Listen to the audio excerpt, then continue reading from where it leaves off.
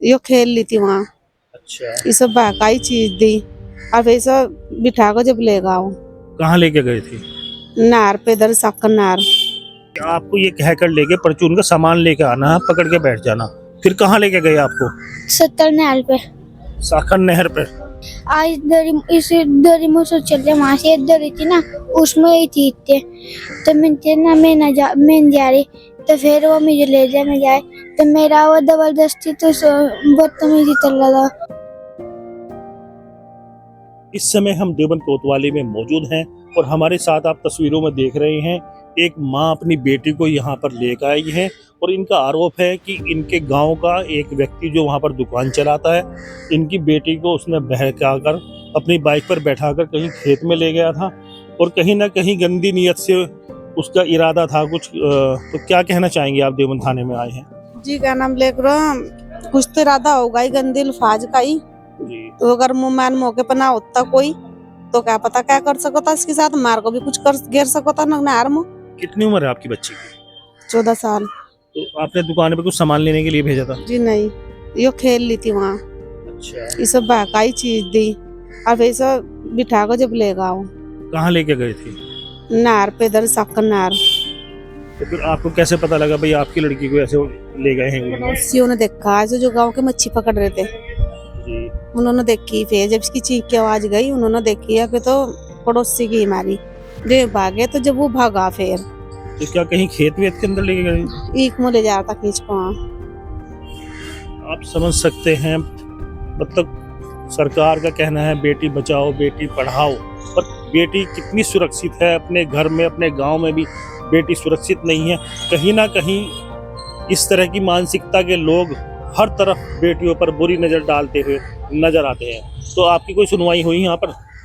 जी हाँ। आप थाने में आए, इंस्पेक्टर साहब ने आपकी बात सुनी? जी नहीं, क्या नाम लेकर कार्रवाई तो हो रही है। और क्या नाम अभी आए में कोतवाली है। अब जा इसके बयान ले होंगे, लेडीज ने तो ले चुके इसके बयान। तो आप गांव से दोनों अकेले ही आए हैं और कोई साथ नहीं है आपके? जी नहीं, कोई नहीं, हम ही आए दोनों साथ में। तो क्या चाहते हैं जो आपकी बेटी के साथ उसका इरादा था गलत करने का? कुछ तो सब अजर होगा ही, दिखोगा ही इसका। मैं तो इसलिए आई क्या कल को आज तो मेरे खिलाफ कराओ ना, कल को किसी बच्ची के खिलाफ ऐसा हादसा हो सको।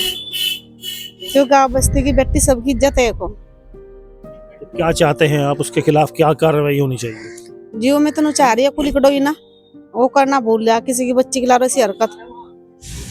आप देख सकते हैं पीड़ित की मान के साथ आई हैं और उनका कहना ये है कि किसी और की बेटी के साथ इस तरह की घटना ना हो, उसे कड़ी से कड़ी सजा मिलनी चाहिए।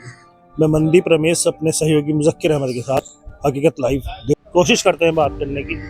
बेटा क्या हुआ आपके साथ जब आप दुकान पर गए थे? वहाँ पर क्या हुआ बताएं जरा। जी मैं दुकान पे गई थी, तो उन्हें मुझे 10-5 रुपए की चीज वैसे भी दे देती था मुझे।